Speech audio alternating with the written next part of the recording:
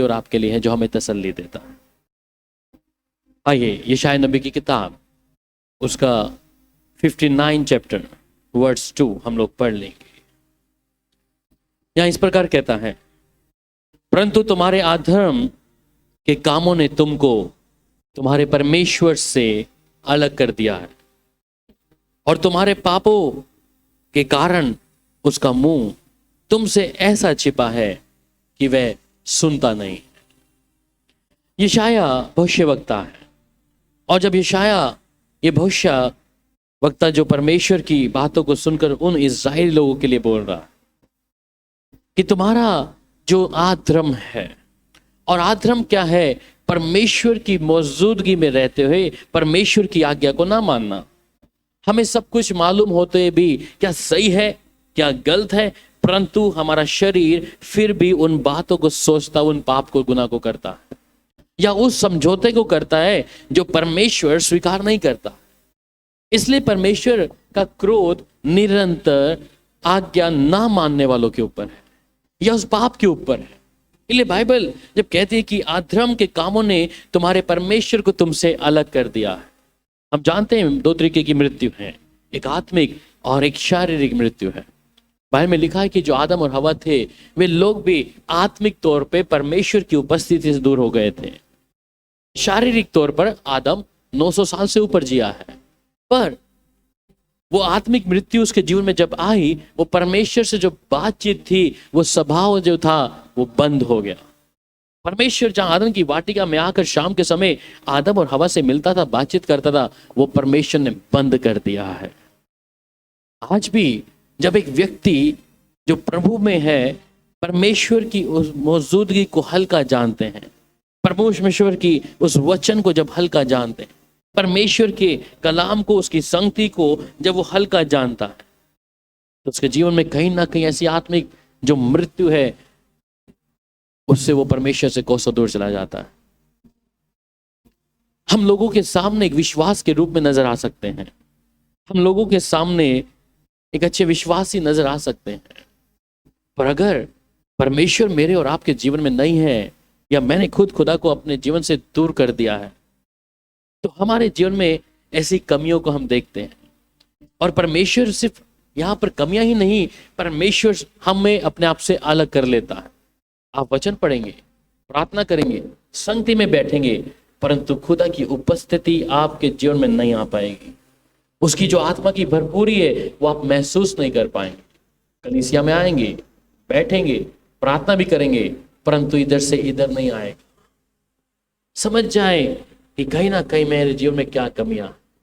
कई बार हम भी ऐसे हैं कि हम प्रभु के सामने जब बैठते हैं, हमें जब प्रभु का कोई बातचीत नहीं हो रही होती, और हम सोचते हैं कि शायद समझने में मेरी दिक्कत है, या वचन मेरे समझ नहीं आ रहा, परंतु उस चीज को ध्यान दें कि क्या कारण है कि परमेश्वर की मौजूदगी को मैं महसूस क्यों नहीं कर पा रहा। इसलिए जैसे आते हैं वैसे ही चले जाते हैं। इसलिए हम कई बार उन चीजों को नहीं नजरअंदाज करते हैं कि मैंने परमेश्वर के विरुद्ध ऐसा कौन सा गुनाह किया है, मैं परमेश्वर के विरुद्ध ऐसी कौन सी बात को अपने मुख से कही है।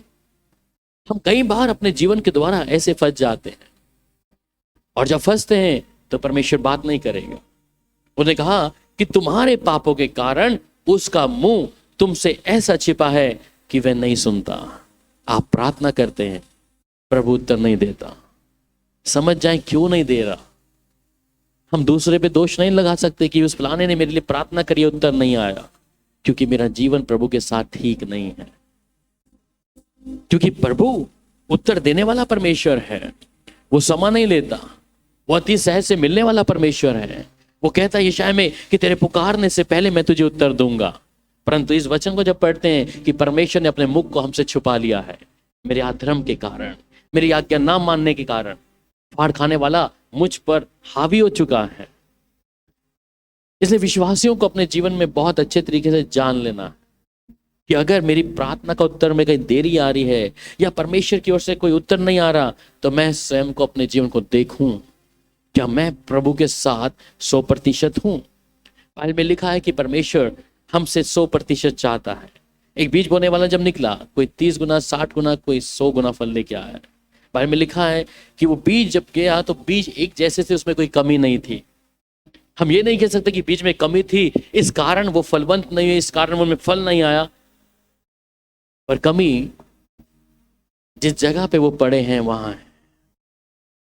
हम किधर हैं वो चीज देख लें, किन लोगों के बीच में हम वो देख लें।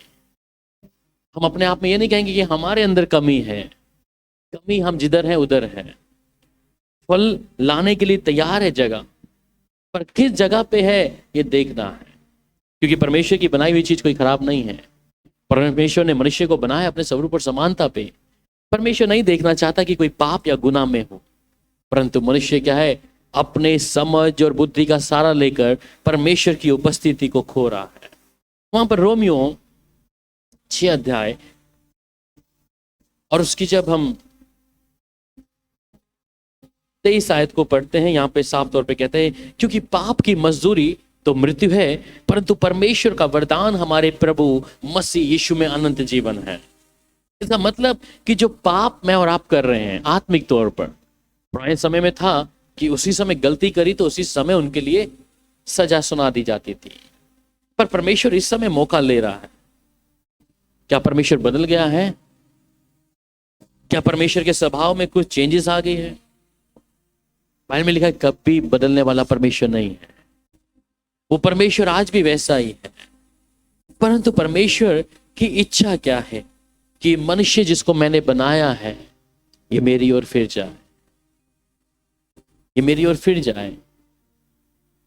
और यहां पर कहता है कि क्योंकि पाप की मजदूरी मृत्यु है, परमेश्वर की आज्ञा ना मानना, यीशु पर विश्वास ना करना ही पाप है। जो परमेश्वर हमें वचन देता है हम सुनते हैं, परंतु उसे हम मान नहीं रहते। यूहन्ना में लिखा है ना कि पाप क्या है, यीशु पर विश्वास ना लाना पाप है। तो अन्य जाति को क्या कहेंगे? अन्य जाति विश्वास नहीं करती है यीशु के ऊपर, तो क्या वो दोषी ठहर गई? ये नहीं। तो यीशु का वचन कहता है, कलाम कहता है कि यीशु ने अपने अपने चेलों को कहा कि तुम्हें मेरा मांस खाना पड़ेगा, मेरा लहू पीना पड़ेगा। यीशु किस बात की बात कर रहे थे चेलों से? वहां पर वो अपने कलाम की बात कर रहे थे, वचन की बात कर रहे थे।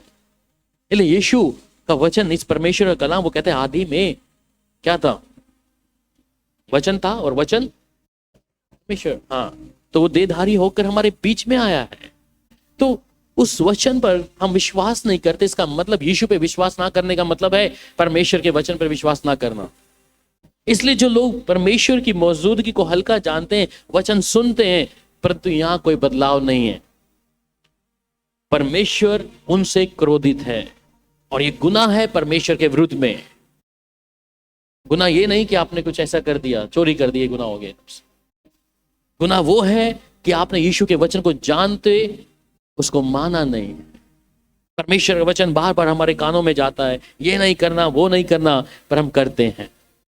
हम परमेश्वर की तौहीन करते हैं, इसलिए खुदा क्रोध है। इसलिए उसने अपने कानों को हमसे, अपने कान को भारी कर लिया है, अपने मुख को मुझसे और आपसे छुपा लिया है। हम गिड़गिड़ाते हैं, रोते हैं, प्रार्थना करते हैं, और कई कई बार तो अब ऐसा है, मन ऐसा कठोर हो गया है, आंसू भी नहीं आते आंखों में। क्यों नहीं आ रहे? कठोर हो गया है मन। प्रभु के लिए, प्रभु की हजूरी में जब बैठने की कोशिश करते हैं, प्रभु हमसे बातचीत कर, हमारा गुनाह दिखा, मन में कोई बदलाव नहीं। इसलिए लोग आत्मिक तौर पे आज बहुत से लोग खत्म हो रहे हैं। नाम से परमेश्वर के लोग हैं, परंतु परमेश्वर क्या कहता है कि परंतु परमेश्वर का वरदान प्रभु यीशु मसीह में अनंत जीवन है। वो अनंत जीवन जो कभी खत्म नहीं होगा, परंतु पाप जब आएगा ये आपको आत्मिक तौर से परमेश्वर की मौजूदगी से अलग करेगा। परमेश्वर की सामर्थ, परमेश्वर के काम खत्म हो जाएंगे आपके अंदर से। प्रार्थना नहीं करना, दुष्ट शक्तियां आपके विरोध में खड़ी हो जाएंगी और मन में भय आ जाएगा, क्योंकि स्वर्ग के परमेश्वर के विरुद्ध पाप किया है, उसकी आज्ञा नहीं मानी। हम कलीसिया में आते क्यों हैं? हम कलीसिया में इसलिए आते हैं कि परमेश्वर हमसे बातचीत करे अपने वचन से। हम बहुत से लोग कलीसिया में अटेंडेंस लगाने आते हैं, पर अटेंडेंस नहीं है। हम जब खुदा की मौजूदगी में, बाइबल में लिखा है कि जब तू उसकी हैकल में जाए तो अपने आप को जांच कर प्रवेश करना, और तेरे मुख से कोई ऐसी बात ना निकल जाए जिससे तू दोषी करार किया जाए। हम कई बार परमेश्वर से वाचा बांधते हैं, प्रभु ऐसा करेंगे, वैसा करेंगे, और जहां वाचा टूटती है वहां पे बहुत सी परेशानियां हमारे लिए तैयार रहती हैं। वचन तोड़ते ही आपके लिए अंधकार की शक्तियों को मौका मिल जाता है, आपके पारिवारिक तौर पर, घर में, या हमारे जीवन में, क्योंकि उसे यीशु नजर नहीं आ रहा, उसे प्रभु नजर नहीं आ रहा हमारे अंदर, क्योंकि हमने वचन को तोड़ दिया है। और यही कारण है परमेश्वर अपने मुख को ऐसे व्यक्तियों से हटा लेता है। फिर हम रोते हैं, गिड़गिड़ाते हैं, परंतु समय पवित्र आत्मा भी काम नहीं करेगा, क्योंकि पवित्र आत्मा भी खेदित कर दिया। बाइबल में लिखा है कि वो शोकित होने वाला है। पवित्र आत्मा शोकित होता है जब हम खुदा की मौजूदगी में खुदा के साथ नहीं चलते हैं या उस गुनाह को कर देते हैं। वहां पे 2 कुरिन्थियों 5 अध्याय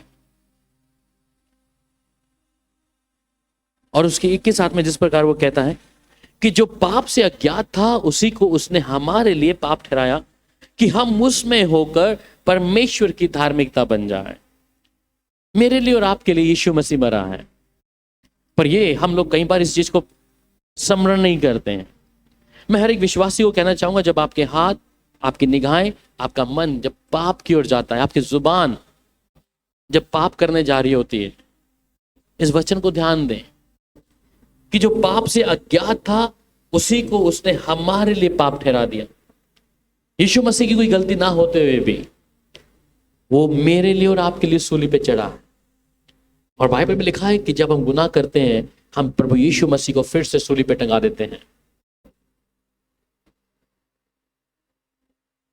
कि हम उसमें होकर परमेश्वर की धार्मिकता बन जाए। फिर भी परमेश्वर दया दिखा रहा है। यीशु मेरे और पापों को आपके लेकर सूली पे चढ़ गया, और परमेश्वर की योजना क्या है कि हम उस यीशु में होकर उस पाप से क्या हो जाएं, आजाद हो जाए और एक धार्मिकता बन जाए, उसमें उस प्रभु के साथ चले। परमेश्वर ने मनुष्य को ऐसा नहीं छोड़ दिया जब उसका गुनाह हुआ। वो अति करुणामय और दयावान परमेश्वर है। वो अपने लोगों को चाहता नहीं कि वो पाप में रहें, पर हम अपने जीवन को जांच के देखें हम कितनी बार गुनाह करते हैं। पिछला हफ्ता या आज का दिन या एक दिन इससे पहले दिन हम अपने जीवन को जांचें, मैंने क्या किया है, सोचों के द्वारा, मेरे मन में क्या विचार आए उसके द्वारा, या मेरे कान में मैंने क्या सुना है, कौन सी चुगली मैंने सुनी है, मेरी जुबान से मैंने किसके विरुद्ध में जो बात बोली है, मेरी आंखों ने क्या देखने की इच्छा करी है। ध्यान दें, बाइबल साफ उत्तर देती है, जो छोटी सी छोटी आज्ञा तोड़ देते हैं उनके ऊपर क्या है, परमेश्वर अपने राज्य से उन्हें पीछे कर देगा। हम कई बार सोचते हैं गुनाह बहुत बड़ा होगा तब ऐसी बात हमने खुदा के विरुद्ध पाप किया है। परमेश्वर के विरुद्ध में चलना ही पाप है, और ये कारण है कि परमेश्वर अपने मुख को हमारे से अपने आप को अलग कर लेगा। हम दुहाई देते रहेंगे, प्रार्थना करते रहेंगे घुटनों पे आकर रोकर, परंतु प्रभु उत्तर नहीं देगा। क्यों नहीं दे रहा? क्योंकि उसके लिए पश्चाताप नहीं किया, उसके लिए माफी नहीं मांगी।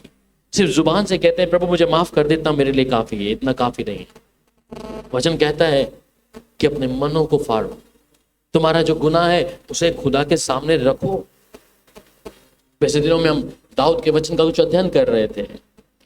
परमेश्वर निरंतर दाऊद के ऊपर आज्ञा दंड देता रहा। जब आप बाइबल में पढ़ेंगे उसको,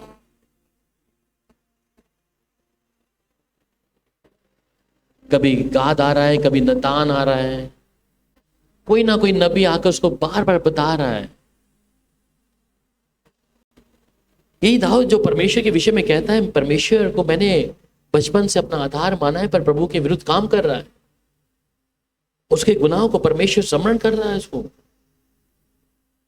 तो मैं और आप जब परमेश्वर की मौजूदगी में कई बार हैं, हम कई बातों को अपने जीवन में हल्का जान पड़ते हैं कि शायद ये पाप नहीं है, ये गुनाह नहीं है। परमेश्वर की आज्ञा तोड़ना सबसे बड़ा गुनाह है। हम जिस प्रभु के बात में विश्वास करते हैं, उसके चरणों में आते हैं, प्रार्थना करते हैं, और मैं कई बार कहता हूं कि जो वचन हम पढ़ते हैं, जो बाइबल ये हमारे हाथ में, ये हमें तो दोषी ठहराएगी, परंतु ये आग है। ये आग हमें खुद जला देगी। जिसका प्रचार हम करते हैं, जिस वचन पर हम विश्वास करते हैं, अगर वचन के मुताबिक जीवन नहीं है तो ये हमें जला देगी। वहां प्रभु का स्वभाव देखिए, जब आदम और हवा को वहां से निकाला है, मैं सोचता हूं परमेश्वर ने उनको सिर्फ ऐसे ही निकाला कि तुमने गलती करी है, सजा सुनाई है। दाऊद के जीवन में भी सजा थी, सुलेमान के जीवन में सजा थी। बाइबल में और भी उदाहरण में देखेंगे, वहां पर जो लोग खुदा के अजीज थे उनके ऊपर सजा प्रभु ने सुनाई है। उन्हें ये नहीं बोला कि ये मेरा खिदमत करने वाला मेरा दास है, ये मेरी एक अच्छी विश्वासी बेटी है, परंतु जब गुनाह किया तो प्रभु ने सजा भी उनको साथ साथ रखी थी। वही दाऊद जो कहता है परमेश्वर मेरा बचपन से आधार है, परमेश्वर उसके विरुद्ध में ही गाद को और नथान नबी को भेज दिया, चुन ले 3 विपत्तियां, कौन सी चुनेगा। और यही नहीं, हम कुछ और बातें भी सीखा कि परमेश्वर ने उसके मन को उभारा, दाऊद के मन को उभारा कि क्या करे, वो इज़राइल की गिनती करे। और उसने गिनती करी तो क्या हुआ, परमेश्वर ने मन को उभारा है कि गिनती करे, और गिनती करी तो परमेश्वर ने उसके विरुद्ध में ही पाप ठहराया, उसको तूने गिनती क्यों करी। फिर दूसरी बार इतिहास में पढ़ते, पहले इतिहास में वहां पे उसका मन फिर उभारा शैतान के द्वारा दाऊद का कि जनगणना कर ले। परमेश्वर किस प्रकार उसको दंड भी दे रहा है। इतनी समझ रखने वाला व्यक्ति भी क्या है, परमेश्वर के विरुद्ध में जा रहा। सिर्फ वही गुनाह नहीं था बेशर्मा वाला, वो नहीं था बेशर्मा का, और भी गुनाह थे उसके, पर पहुंचा हुआ व्यक्ति है, परंतु ने सही समय पे माफी मांगी। इसलिए 51 साम वो पूरा उसने माफी मांगा है। परंतु सुलेमान के पास मौका नहीं था, उसे पहले ही बता दिया गया था, तू गलती करेगा तो ऐसा होगा, तू ऐसा करेगा तो ऐसा होगा, परंतु वो समझ नहीं, वो हल्का जाना वचन को। आज हमारे पास भी हम वचन को सुनते हैं, ऐसा मत करना, वचन से बाहर मत जाना, आज्ञा पालन में रहना। और जब हम गलती करते हैं और गुनाह हमारे सामने होता है, और जब प्रभु सजा दे रहे हो तो हम फिर कहते हैं प्रभु अब मुझे माफ कर। फिर हम असाव की तरह रोते पीटते हैं, प्रभु हम पर दया कर। पर प्रभु हर एक व्यक्ति को समझ देगा जरूरी नहीं है। इसलिए लोग क्या विश्वासी आज आत्मिक तौर पे समाप्त हो रहे हैं। दुनियावी तौर पे आप एक विश्वासी नजर आओगे, परंतु आत्मा में वचन पढ़ने का मन नहीं है, प्रभु की मौजूदगी में बैठने का मन नहीं करेगा, आत्मा की भरपूरी अंदर नजर नहीं आएगी, क्योंकि मन कहीं और लग गया है। उसी प्रकार जो ये व्यक्ति अपने पिता के घर छोड़कर संसार में जा रहा है, और वहां पर उसको उसके दोस्त सब कुछ है, संसार अच्छा लग रहा है, परंतु जिन लोगों के ऊपर भरोसा किया उन्होंने उसको धोखा दिया। जिस संसार पे भरोसा किया उधर से भी उसको नाकामी मिली। फिर याद आता है कि मेरे पिता का घर, मैं अपने पिता के घर वापस जाऊंगा। पिता स्वीकार करता। मेरे अजीज, जब हम खुदा के साथ चल रहे हैं, मेरा चाल चलन मुझे संभलना है। हम 2 स्वामियों की सेवा एक साथ नहीं कर सकते, वचन कहता। इसलिए बेहद जरूरी है कि हम अपने जीवन को निरंतर जांचते रहें। परंतु फिर भी प्रभु आशा है हमारी गलती जब हमें रियलाइज होती है, हम उस समय क्या कर लें, घुटनों पे आकर माफी मांग ले, प्रभु मैं तेरे विरुद्ध पाप किया। हो सकता है परमेश्वर उस समय आप पर दया कर सके। वहीं पर भी 1 यूहन्ना और 1 अध्याय और उसकी 9 आयत जब पढ़ते हैं, यहां पर इस प्रकार कहता है,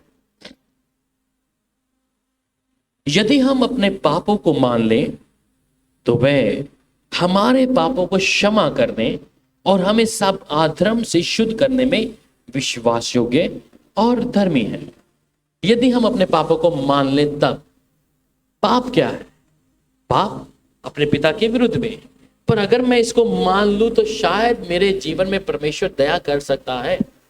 अब बहुत से लोगों को इस बात का रियलाइज नहीं होता कि हम पाप में हैं या गुनाह में हैं, क्योंकि कई बातें हमारे सामने ऐसा पर्दे की तरह लगा है और हम उसकी सच्चाई को जानना नहीं चाहते। हम सोचते हैं कि हम धर्मी हैं, हम वचन तो पढ़ रहे हैं रोज, हम संगति तो कर रहे हैं प्रभु के साथ में, तो हम पापी कैसे ठहर सकते हैं? इसलिए वचन कहते हैं, जो अपने आप को कहता है मैं पापी नहीं हूं, वो झूठ कहता है, वो झूठ कहता है, क्योंकि उसके अंदर सत्य है ही नहीं। इसलिए कि हम अगर अपने गुनाहों को, चाहे वो छोटा है बड़ा है उसे खुदा के सामने रख दे, प्रभु मैं स्वर्ग के परमेश्वर के विरुद्ध पाप किया है, मैं तेरे विरुद्ध पाप किया है, उस प्रभु के सामने रखे। इसलिए कि वो क्या कहते हैं कि तो वे हमारे पापों को, जब आप मान लेते हैं इस बात को, और मैं सोचता हूं एक विश्वासी को हर दिन अपने जीवन को जांचने की आवश्यकता है। इस भ्रम में न रहे कि यीशु ने लहू के द्वारा हमारे पापों को साफ कर दिया है, पर अपने जीवन को जांचे, क्या आप उस लहू के द्वारा सच में पाक हो गए हैं? वचन कहता है जिसके अंदर परमेश्वर का बीज है वो पाप नहीं करता। अगर मेरे स्वभाव में पाप आ रहा है तो इसका मतलब परमेश्वर का बीज मेरे अंदर नहीं है। फिर लहू की कीमत को मैंने और आपने हल्का जाना है। हमारा दो तरीके का जीवन नहीं होगा, एक तरफ पूरे धर्मी है, दूसरी तरफ हम गुनाह कर रहे हैं।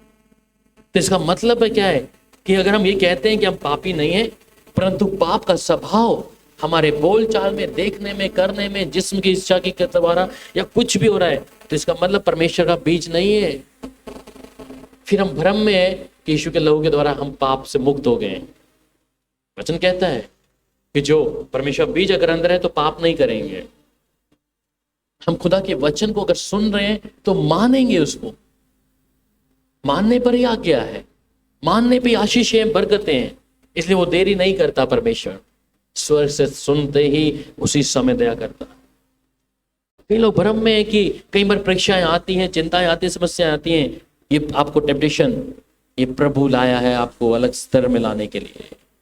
बाइबल में लिखा है कि जो परीक्षा या पाप, ये तमाम चीजें ये हमारे ही गुनाहों के कारण है। हमारे जीवन के द्वारा हम जो बोते हैं वो काट रहे हैं।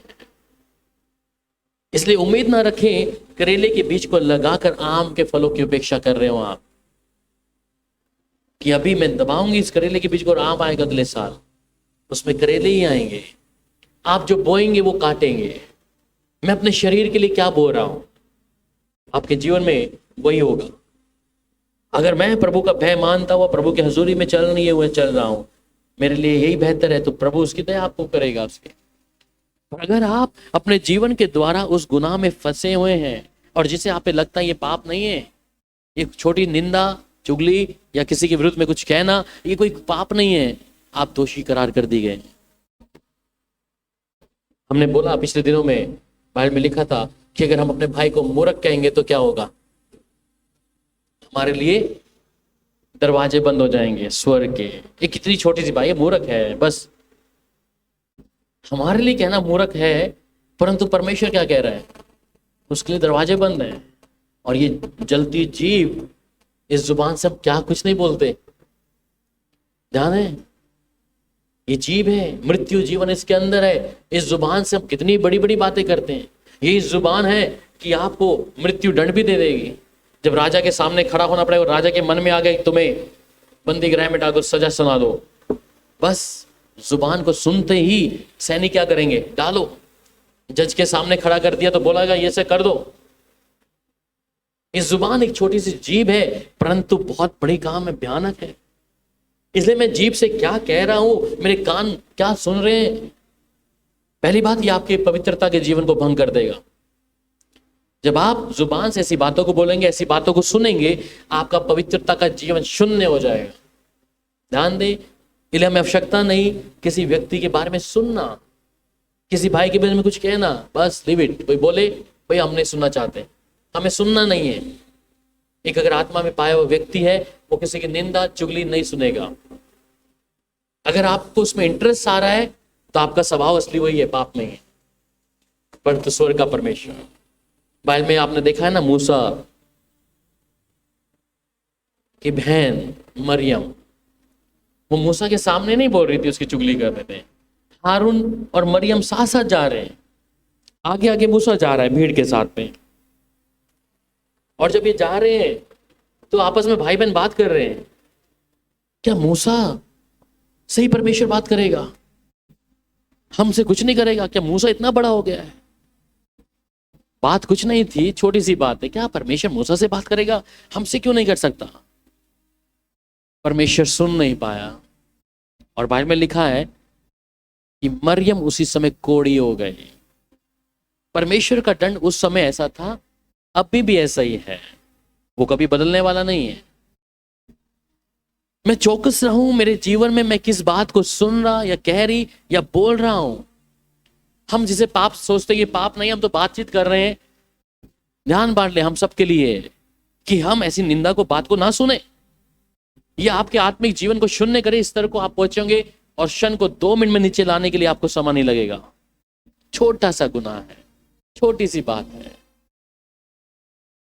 परमेश्वर की आज्ञा तोड़ रहे हैं हम।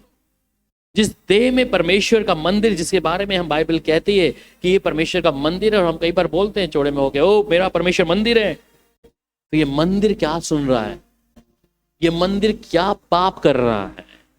ये मंदिर में जब हल्का सा प्रॉब्लम आता है, फिर यही मंदिर जुबान से क्या बोलता है प्रभु के लिए? मेरा प्रभु मेरी सुन नहीं रहा, मेरे प्रभु ने मेरे जीवन में ऐसा कर दिया। ऐसा व्यक्ति कभी नहीं बोलेगा, कभी नहीं। अगर सच में उद्धार पाया है, आत्मा पाया है, और ये सोचते हैं कि परमेश्वर का ये मंदिर है, तो मंदिर में है कौन? कहीं दुष्ट तो नहीं बैठा जो उन बातों की ओर मन लगा रहा है, कान लगा रहा है, फिर उनके स्वभाव में होकर बात कर रहे हैं। या अपनी जुबान से हम लोग परीक्षाओं में जाते हैं। मैं कई बार कहता हूँ, मेरी माँ बोल रही मैं मर जाऊं मर जाऊं, मर गई, खत्म। हम मना करते मत बोलो ऐसा करके। 2 साल पिता भी बोलने शुरू हो गए, मैं भी मर जाता हूं, जाओ, चले गए। हमारे जीवन में हमें जुबान के द्वारा क्या कह रहे हैं, हमारे अंदर है कौन? हम कहते हैं कि जो संसार में उससे बड़ा हमारे अंदर है परमेश्वर, तो हम परिस्थितियों को देखकर उसके सामने फिर समझौता क्यों करते हैं, झुक क्यों जाते हैं? क्योंकि आत्मिक तौर पे मृत्यु हो चुकी है। जब भय आता है तो भय लगता है, फिर दिलेरी नहीं आती। समस्या पहाड़ खड़ा होता है, आप उसके सामने प्रभु में होकर उन बातों को नेगेटिव नहीं बोलेंगे, आप पॉजिटिव बोलेंगे। हम प्रभु के जन हैं और प्रभु हमारे बीच में जब चलता है तो समझ लिया अधिकार है, अथॉरिटी है। डर कहां पे आएगा? जहां वचन नहीं मानेंगे, वचन तोड़ रहे होंगे और पाप जीवन में छुपा होगा, वहां डर होगा। ध्यान देना, जहां पे पाप होगा ना और मन में प्रभु के लिए भी कोई जगह नहीं है, पर दिलेरी भी खत्म हो जाएगी, वचन नहीं मान रहे, वहां भय आ जाएगा आपके अंदर। आप जितना बड़ी दुष्शक्तियों के आगे खड़े होंगे, परेशानियों के आगे खड़े होने की हिम्मत नहीं आएगी, डर आएगा अभी मेरे साथ क्या होगा। पर अगर प्रभु की आत्मा में वचन में चल रहे हैं, दाऊद छोटा था, गोलियत के जाके खड़ा हो गया, हम लोग सबको पता है। पाप नहीं था जीवन में, बच्चा है, जवान है एकदम से, उसे मालूम है मेरे साथ कौन है। कई बार छोटे बच्चों को देखो, कभी बच्चों को आप जो आज्ञा बोलोगे ना, बेटा जरा उधर चले जाना, वो बिजली का करंट लगा, आप बोलोगे जरा उसमें उंगली देके देखना जरा, वो मान के उंगली डाल देगा। क्यों? उसे पता है जो मेरा बाप है, मेरी माँ है, वो कह रहे हैं कुछ नहीं होगा, इसका मतलब तू चला जा, कर ले। वो बच्चा नादान है, चला जाएगा, कर लेगा। उसी प्रकार जब हम प्रभु के साथ में हैं, परमेश्वर के साथ में, जो मेरा पिता कह रहा है उसे मुझे मानना है, चाहे स्थिति मेरे विरुद्ध में क्यों ना हो। क्यों लोग आत्मिक तौर में ठंडे पड़ रहे हैं? कारण यही है, संसार में ज्यादा मगन है, संसार की बातों में। इसलिए दुष्ट के पास बहुत बढ़िया मौका है उनको गिराने के लिए। सिर्फ ये और कुछ नहीं, भविष्यवाणियां पूरी हो रही हैं। वचन कहता है कि अंत के दिनों में, we are enter in the last days, हम उन अंत के दिनों में हैं जहां पे अच्छे अच्छे विश्वासी क्या होंगे, अपने विश्वास से भटकेंगे, बहुत कम रह जाएंगे, आत्मिक तौर पे कमजोर हो जाएंगे, वचन की खुराक कम हो जाएगी आत्मा में डालने के लिए। और ये कारण है लोग खत्म हो रहे हैं। परंतु परमेश्वर की इच्छा ये नहीं है। परमेश्वर अभी भी चाहता है कि हम सब आधर्म से शुद्ध करने और विश्वास योग्य में धर्मी ठहरे, क्योंकि यीशु का लहू हमें सब पापों की क्षमा करने की ताकत रखता है। हमारे जीवन में अगर प्रभु को लेके आए तो मैं मानूं। देखिए बाइबल में जो बातें हम क्या उसको मानते हैं, फॉलो करते हैं। परमेश्वर ने हमें नहीं कहा कि 613 आज्ञा को तुम मानो, यहां तक कि 10 आज्ञाओं के विषय में भी हमने पिछले बार में बात किया, वो नहीं कहते इसे मानो। वो चाह रहा है कि हम उसके अनुसार जो कह रहा है वो करें। अगर 613 आज्ञा मानने के लिए परमेश्वर कह दे तो हमारा क्या होगा? हम तो छोड़ कर रहे, ये तो बड़ा मुश्किल है, शायद अन्य जातियों में 613 आज्ञा नहीं माननी पड़ेंगी जितनी यहां माननी है। प्रभु उन बातों से मुझे और आपको आजादी दे, बस कह रहे तू जो वचन है वो मान ले, जो तेरे से हो सकता है वो कर, उस बुराई से मुख मोड़ ले। वचन यही, व्यवस्था यही कह रही है हमसे। जो गलत चीजें हैं उसको आप स्वीकार मत करें अपने जीवन में। स्वीकार कर रहे हैं तो परमेश्वर की उपस्थिति को खो रहे हैं, और उपस्थिति एकदम से नहीं जाएगी। जैसे पाप थोड़ा थोड़ा आता है, परमेश्वर आपको मौका दे दे के थोड़ा थोड़ा आपसे अलग हो जाएगा, एकदम से नहीं फेरेगा। इसलिए इज़राइल ने भी ऐसा किया, जब परमेश्वर की आज्ञा थोड़ा, परमेश्वर उन्हें मौका देता रहा, मौका दिया, परंतु एकदम से परमेश्वर मुख नहीं मोड़ लिया कि मैं तुम्हारा परमेश्वर नहीं हूं, मैं नहीं सुनूंगा उनको, अपने नबियों को। इसलिए वो कहता है कि वो अपने नबियों को, अपने सेवकों को तुम्हारे पास समय समय पर भेजता रहा कि तुम मन फिराओ, पर उन्होंने मन नहीं फिराया। हम ये नहीं कह सकते परमेश्वर ने मुझे मौका नहीं दिया, परमेश्वर मौका देता है। हमारे जीवन में जो घटना वाला होता है, परमेश्वर चेतावनी देता है। आप ये नहीं कह सकते कि अचानक आ गया मेरे जीवन में। अगर प्रभु के साथ आत्मिक तौर पे मेरा जीवन कमजोर हो चुका है तो अभी भी संभल जाए, समा बहुत बुरा है, बहुत बुरा है। बाइबल में जब आप दूसरे अध्याय में जाते हैं, पहले यूहन्ना के, उसकी 1 से 2 आयत में लिखता है, यहां कहता है, हे मेरे बालको, मैं ये बातें तुम्हें इसलिए लिखता हूं कि तुम पाप ना करो, और यदि कोई पाप करे तो पिता के पास हमारा एक सहायक है, अर्थात धार्मिक यीशु मसीह, और वही हमारे पापों को का प्रायश्चित है, और केवल हमारे ही नहीं वरन सारे जगत के पापों का भी। हे बालकों, मैं ये तुम्हें इसलिए लिखता हूं कि तुम पाप ना करो। परमेश्वर का क्रोध ही पाप के ऊपर है। मैं कई बार कहता हूं कि यीशु को सूली पे परमेश्वर ने छोड़ दिया है,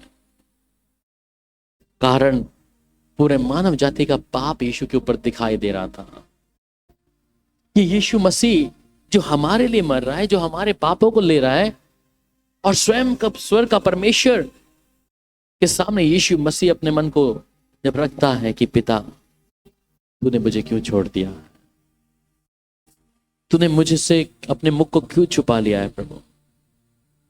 उस समय परमेश्वर को उसका बेटा यीशु नहीं दिख रहा, उसे एक पाप भी दिख रहा है, पाप दिख रहा है।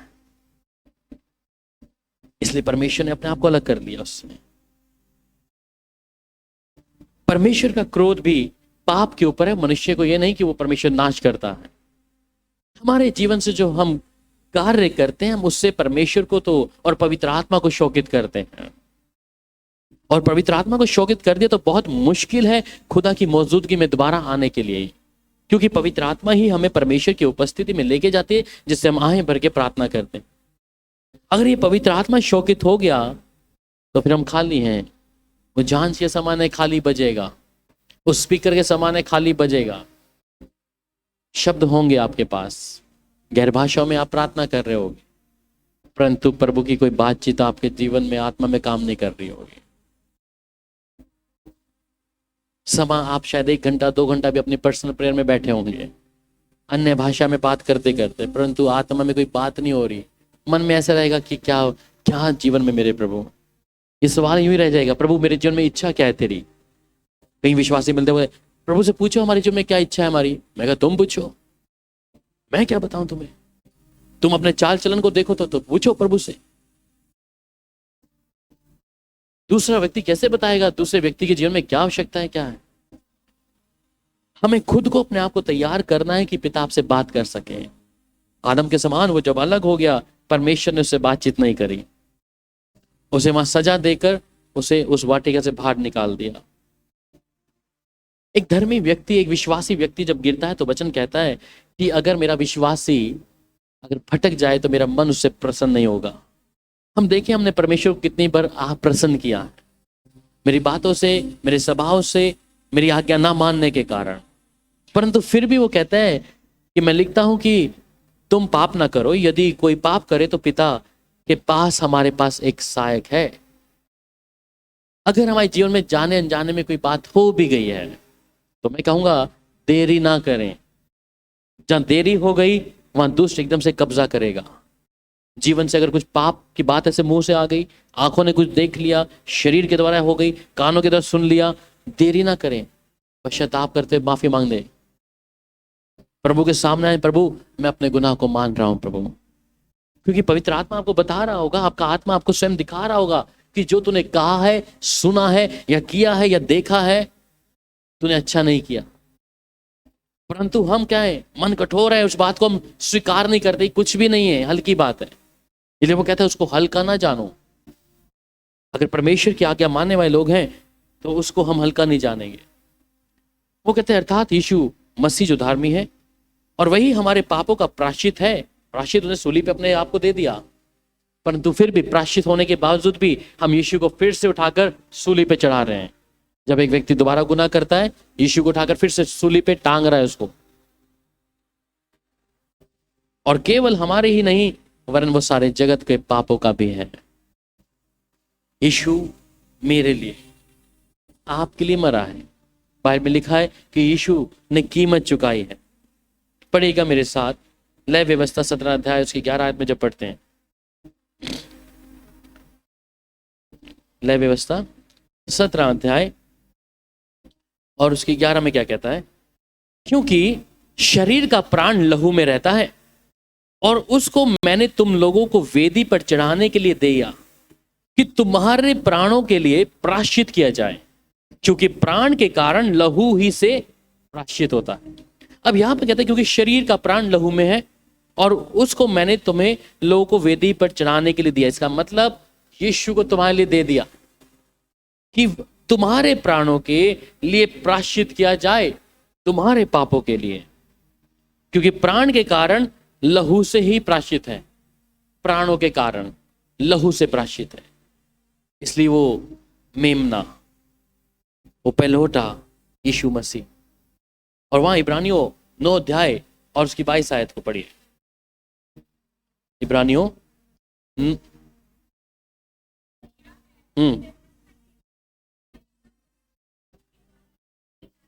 हाँ, सो बिना लहू बहाए पापों की माफी नहीं है। लहू बहाया है, क्या अब यीशु दोबारा से लहू बहाएगा? कि यीशु अब जो आ रहा है बादलों पर, वो आप जो गुनाह कर रहे हैं, पाप कर रहे हैं, क्या दोबारा माफी मिलेगी? कौन आएगा अब दोबारा? क्या हम इंतजार कर रहे हैं कि हम पाप कर रहे हैं, अपने स्वभाव में है कि यीशु मसीह जैसे पहले आए थे तो शायद अब भी यीशु लहू बहाएगा तो हम पाप से मुक्त हो जाएंगे? बाइबल में लिखा है यीशु अब नहीं आएगा, वो सिर्फ अब आएगा अपनी कलीसिया, अपने दुल्हनों को लेने, और फिर न्याय होगा। ये बेहद जरूरी है एक व्यक्ति को जरूरी जानना। हमारे जीवन के द्वारा जिन पाप को हम बहुत नजरअंदाज करते हैं, आज मनुष्य पाप के साथ खेल रहा है। पाप मतलब उसके लिए ऐसा है कि कोई बात नहीं, थोड़ी देर प्रायश्चित कर लेंगे, माफी मांग लेंगे प्रभु से, कोई बात नहीं, इस समय मैं कर लूं, इस समय मैं शरीर की इच्छा पूरी कर लूं, इस समय मैं इस बात को सुन लूं, इस वक्त मैं इस मोबाइल में जो देख रहा या देख रही हूं देख लूं, परंतु बाद में मैं माफी मांग ही लूंगा। खुदा ना करे उस पाप को करते करते आपके प्राण खत्म हो जाएं, फिर कहां जाएंगे और माफी का मौका नहीं मिले, फिर क्या होगा?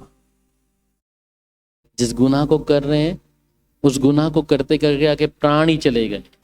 मौका नहीं मिला कि आधे घंटे में बैठ के प्रभु के साथ उपवास में बैठ के प्रार्थना कर लूंगी या कर लूंगा। फिर आप कहां जाएंगे? फिर कौन सी जगह है आपके पास? क्या स्वर्ग में प्रवेश करने देगा प्रभु? आपने जो भी धर्म कर्म के काम करे होंगे प्रभु उनको स्मरण नहीं करेगा। आपने जो आखिरी में गलती करी है और जिसके लिए माफी नहीं मांगी, इसके लिए आपके लिए नरक के कुंडों को खोल दिया जाएगा।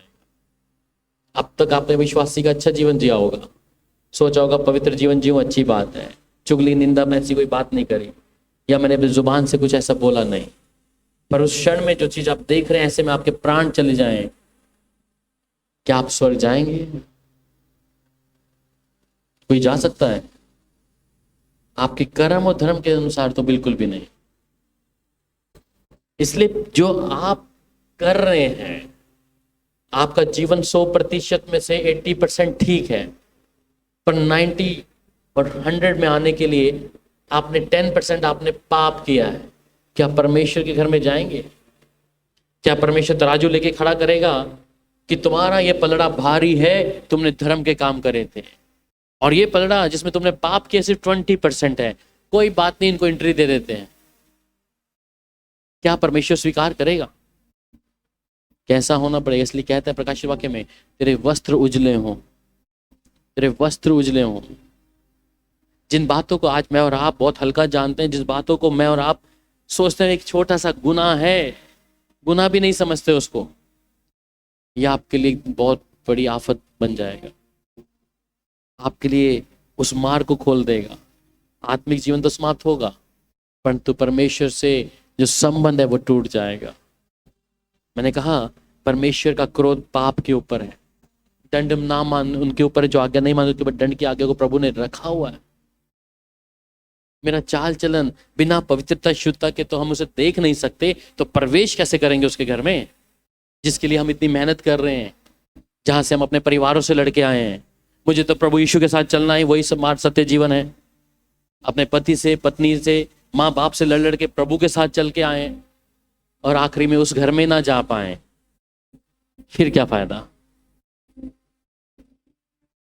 जब प्रभु में इतना आपने सताव सा है, इतनी बातों को अपने पारिवारिक तौर पर हम सुनते हैं, आपके घर के लोग बोलते हैं अरे ये मसीह बन गए, ये लोग ये ऐसा बन गए, वो वैसा बन गए, इतनी बातें सुनने के बावजूद भी आप प्रभु के घर ना जा पाए तो क्या फायदा फिर?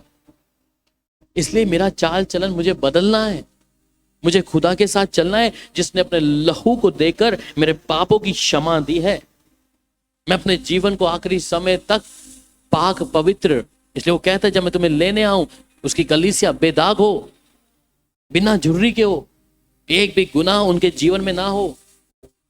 अब आप कहेंगे ऐसे तो कोई व्यक्ति परमेश्वर के घर में नहीं जा सकता, सवाल उठेगा आप लोगों का कि इसका मतलब हम नहीं जा पाएंगे, नहीं जा पाएंगे। अगर ये सवाल आपके जहन में आता है कि अगर ऐसा व्यक्ति तो कोई भी नहीं होगा, हम किसी का निर्णय नहीं करेंगे, परंतु हम जानते हैं अपने विषय में, हम अपने बारे में सोचें, हम दूसरे को देते हैं कि शायद ये भाई शायद वचन नहीं मानता इसलिए शायद ये नहीं जाएगा। हम इसके बारे में बात कर रहे हैं, अपने बारे में क्यों नहीं कर रहे? हम अपने जीवन को सुधारें ना, उसके मेरे को उससे लेना देना कुछ नहीं है। मैं अपने जीवन को देखूं कि मैं कितना परमेश्वर के वचन को मान रहा हूं। मुझे जाना है तो मुझे जान, देखिए दौड़ में सब लोग दौड़ते हैं, बाइबल में लिखा है, जब दौड़ में दौड़ रहे हैं तो हर एक व्यक्ति को अपनी उस मुकुट को लेने के लिए दौड़ना पड़ेगा। इसलिए कहते हैं दौड़ में सब लोग दौड़ते हैं, परंतु मुकुट जो विजेता होगा वही लेके जाएगा। अगर हम सब दौड़ेंगे एक साथ में अच्छे चाल चलन के, एक पवित्रता के जीवन में, तो सबके लिए प्रभु मुकुट रखा है।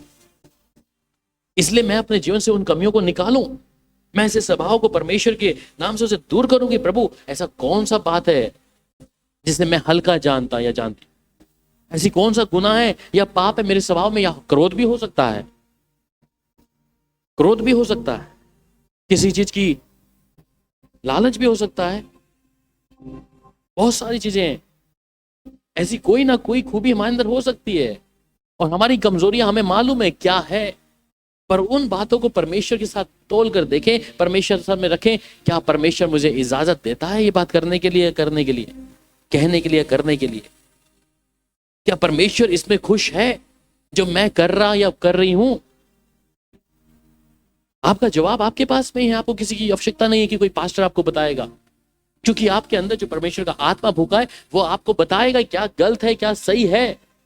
कोई दूसरा व्यक्ति की आवश्यकता नहीं है कि आपको कोई भविष्यवक्ता आके बताए ये गलती तुम्हारी है, आप स्वयं जानते हैं। वचन कहता है कि तुम्हारा मन तुम्हें दोषी ठहराएगा अगर हम वचन के अनुसार नहीं है तो। ये दूसरा व्यक्ति हमारी कमी नहीं बताएगा। ये मुझे और आपको बहुत अच्छे तरीके से बनाए कि मेरी प्रार्थना का उत्तर क्यों नहीं है प्रभु, मेरे जीवन में अभी क्यों दुख और परेशानी और चिंताओं से मैं घिरा हूं, मेरे जीवन में क्यों छुटकारा नहीं है प्रभु, क्यों एक के बाद एक विपत्ति मेरे लिए तैयार रहती है प्रभु जी। हम कई बार सोचते हैं परमेश्वर की ओर से परीक्षा है, परमेश्वर की ओर से है तो उससे पहले जांचें। हम हर एक बात को ये नहीं कह सकते कि परमेश्वर की ओर से परीक्षा आई थी तो उसके अगले क्षण में तो आपको और मजबूत होना है। इसका मतलब आपका विश्वास का जीवन और मजबूत होना है। जब एक बच्चा क्लास में पढ़ता है, इम्तिहान देता है, तो उसके बाद वो अगली कक्षा में जाता है, पर मैं अभी तक उस विश्वास में ही हूं, उसी तक जहां पे था वहीं की वहीं हूं। परीक्षा आई, समस्या आई, चिंता आई, मैं वहीं के वहीं हूं अभी तक। अगर प्रभु की ओर से थी तो मुझे आगे बढ़ना था, मेरे आत्मिक जीवन में मुझे मजबूत होना था, मेरे स्वभाव में मुझे मजबूत होना था। अगर प्रभु की ओर से था, दुष्ट की ओर से ये आपको दबाएगा, आपके आत्मिक जीवन में परमेश्वर के साथ संगति में हर चीजों में दबाता रहेगा। समझ जाए किसकी ओर से है। प्रभु की ओर से होगा, आप बढ़ेंगे। अगर परीक्षा आई है दुष्ट की ओर से तो मजबूती होगी, हर एक जीवन में, शरीर, आत्मा, प्राण में आप फलवंत और बलवंत होते हुए नजर आएंगे। इसीलिए बेहद जरूरी है कि हम जब खुदा के साथ चलें तो मेरा जीवन में पाक, पवित्र और निर्दोष रखूं। उसके आने के समय तक मैं अपने आप को निर्दोष बनाए रखूं। उसके आने के समय तक मैं अपने आप को परमेश्वर की संगति में, प्रभु की हजूरी में निर्दोष बना के रखूं। और जब ऐसा करेंगे आप फलवंत होंगे, आप बलवंत होंगे, दिलेरी आपके अंदर होगी। जिस जुबान से जो कहेंगे वैसा होना शुरू हो जाएगा, क्योंकि आप यीशु के साथ चल रहे हैं, मसीह को पहना हुआ है। या कुछ भी समस्या, चिंताएं होंगी, उसमें दिलेरी होगी, खड़े होने की ताकत होगी, घबराएंगे नहीं, ताकत होगी उन चीजों का सामना करने के लिए। इसलिए बेहद जरूरी है मेरा आत्मिक जीवन मजबूत होना है, उसे मैंने समाप्त नहीं करना। मुझे प्रभु के साथ मजबूती लानी है, मुझे प्रभु के साथ मजबूत चलते रहना है। और जब ऐसा करेंगे, प्रभु की प्लीज शांति बनाए रखें, शांत करें, शोर मत करें। सो प्रभु की मौजूदगी में जब होंगे तो प्रभु के नाम में, उसकी मौजूदगी में नई सामर्थ पे सामर्थ प्राप्त करेंगे। नई शक्ति, सामर्थ आपके जिस्म और आत्मा प्राण में आती रहेगी। पर अगर फाड़ खाने ने या हमारे जीवन के द्वारा ऐसी कोई बात हुई है, उसमें आप ढलते रहेंगे, दबते रह जाएंगे। आइए प्रार्थना करें। हालेलुया।